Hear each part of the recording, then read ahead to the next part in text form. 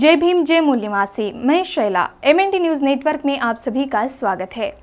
MNT news bulletin में देखते हैं कुछ विशेष खबरें।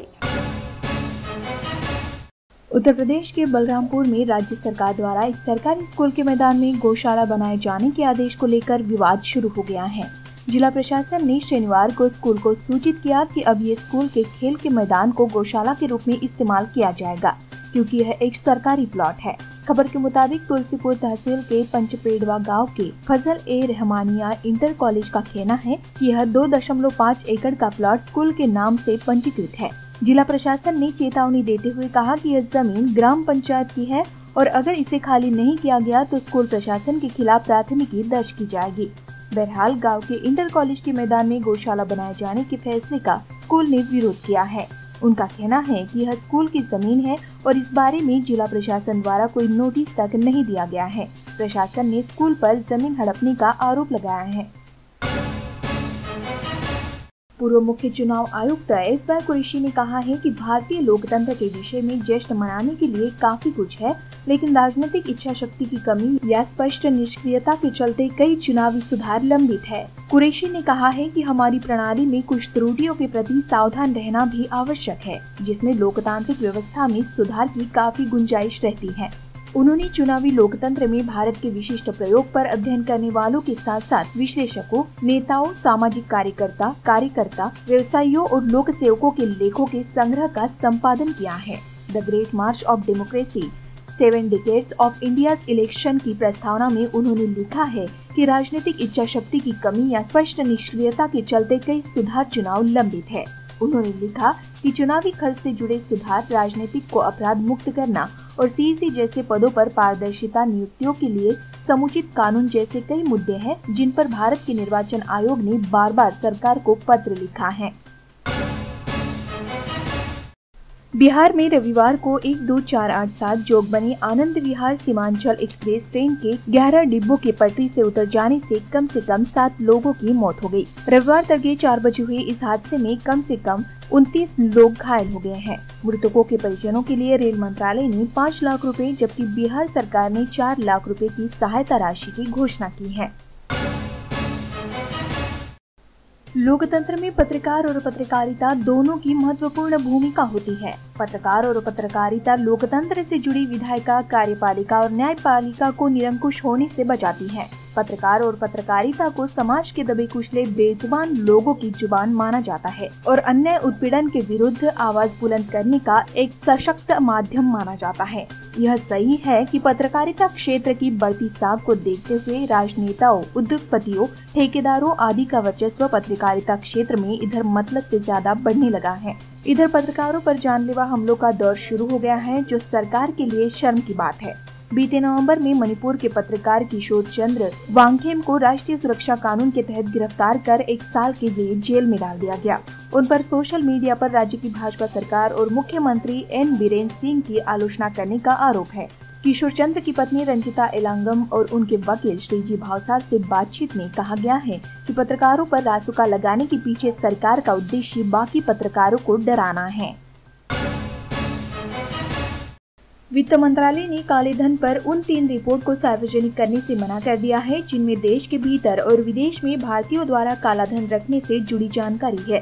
केंद्र सरकार के पास बीते 4 वर्षों से अधिक समय से ये रिपोर्ट जमा है। पिछली संपर्क सरकार ने वर्ष 2011 में एक संबंध में दिल्ली स्थित राष्ट्रीय लोक वित्त एवं नीति संस्थान, राष्ट्रीय व्यवहारिक आर्थिक अनुसंधान परिषद और फरीदाबाद के राष्ट्रीय वित्तीय प्रबंधन संस्थान से अलग अलग अध्ययन कराया था। सूचना का अधिकार यानी RTI के जवाब में केंद्र सरकार ने बताया कि उसे NIPFP की रिपोर्ट 30 दिसंबर 2013, NCAER की रिपोर्ट 18 जुलाई 2014 और NIFM की रिपोर्ट 31 अगस्त 2014 को प्राप्त हुई थी।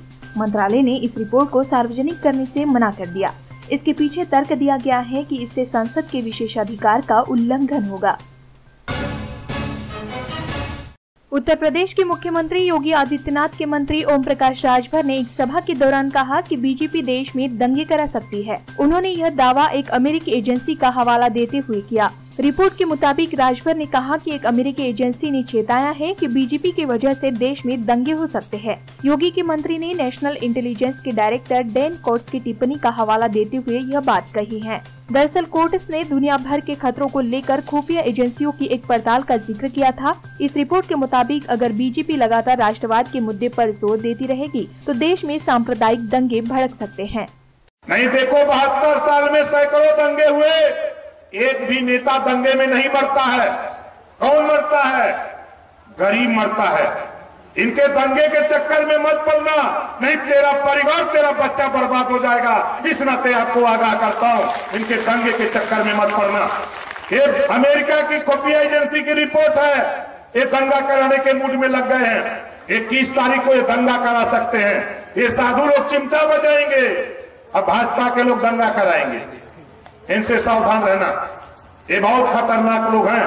और भाजपा के लोग दंगा कराएंगे, इनसे सावधान रहना, ये बहुत खतरनाक लोग हैं।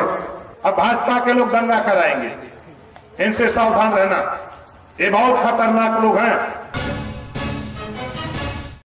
महू के मेमंदी गांव में एक बुजुर्ग व्यक्ति के शव को मुक्तिधाम में दाह संस्कार करने के लिए ले जाया गया, परंतु उसके दाह संस्कार को रोक दिया गया। वो इसलिए क्योंकि वह अनुसूचित था। इस ओछी मानसिकता से नाराज ग्रामीणों ने शव को रास्ते पर रखकर चक्का जाम कर दिया।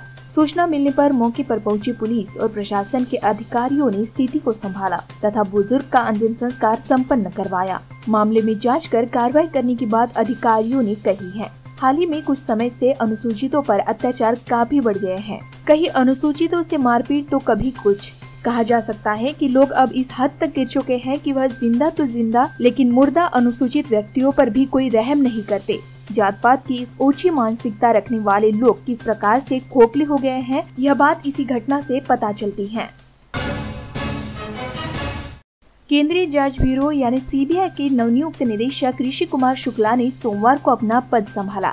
लंबे समय से विवाद और चर्चाओं के बाद सीबीआई ने नए निदेशक के रूप में ऋषि कुमार शुक्ला को नियुक्त कर लिया है। प्रधानमंत्री नरेंद्र मोदी की अध्यक्षता में गठित की गई कमेटी ने देश का नया सीबीआई चीफ का फैसला लेने के बाद ऋषि कुमार शुक्ला को यह दायित्व दिया गया है।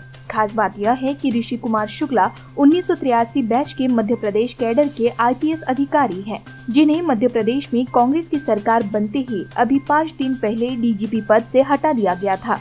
सियासी गलियारों में यह चर्चा चल रही है कि डीजीपी शुक्ला और मुख्यमंत्री कमलनाथ के बीच कुछ कड़वाहट रही थी, जिसके बाद यह निर्णय लिया गया था। तो वही दूसरी बात यह है कि ऋषि कुमार शुक्ला को पूर्व मुख्यमंत्री शिवराज सिंह चौहान का बेहद करीबी माना जाता है।